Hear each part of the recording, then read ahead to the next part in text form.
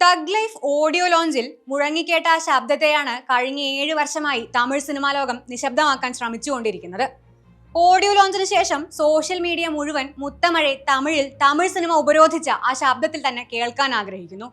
ദിയുടെ ശബ്ദത്തിൽ വന്ന original വേർഷനേക്കാൾ views ഉള്ളത് ആ സ്റ്റേജ് പെർഫോമൻസിന്. ചിന്മയി ശ്രീപാദ എന്ന ആ ഗായികയെ, നമുക്ക് കേട്ട് മതി വരാത്ത അവരുടെ പാട്ടുകളെ മൂടിക്കെട്ടി വെക്കാൻ നോക്കുന്ന തമിഴ് സിനിമ.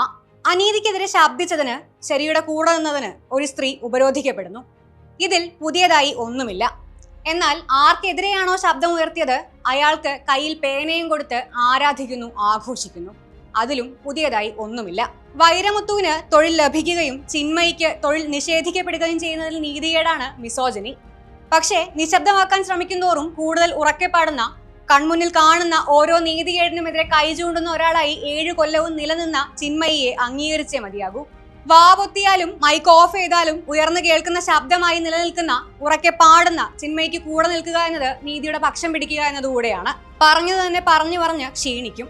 എത്ര പൊരുതിയാലും അറ്റം കാണാതെ നീണ്ടുപോകുന്ന പോര് തന്നെയാണ് ഇവിടെയുള്ള സ്ത്രീകൾ നയിക്കുന്നത്. എളുപ്പമല്ലിത്. അവർക്കിടയിൽ ചിന്മയെ പോലുള്ളവർക്ക് കൂടെ നിൽക്കുക എന്നത് പല മേഖലകളിലായി, പല ദേശങ്ങളിലായി ഒരേ ലക്ഷ്യത്തിനായി പല യുദ്ധങ്ങൾ നയിക്കുന്ന അനേകം വരുന്ന സ്ത്രീകൾക്ക് കൂടെ നിൽക്കുക എന്നതുകൂടെയാണ്.